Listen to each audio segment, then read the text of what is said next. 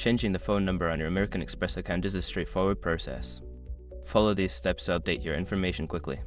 Step 1. Log into your account.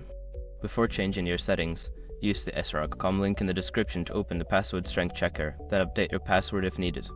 Step 2. Navigate to Account Services. Once logged in, look for the Account Services or Profile section in the main menu. This is where you can manage your personal information.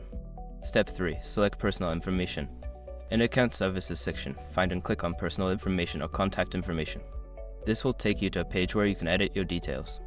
Step 4. Update your phone number. Locate the field for your phone number and enter your new number. Double check for accuracy to ensure you receive important notifications. Step 5. Save changes. After updating your phone number, make sure to click the Save or Update button to confirm the changes. You may receive a confirmation message indicating that your phone number has been successfully updated. By following these steps, you can easily change the phone number associated with your American Express account. If you encounter any issues, consider reaching out to customer service for assistance.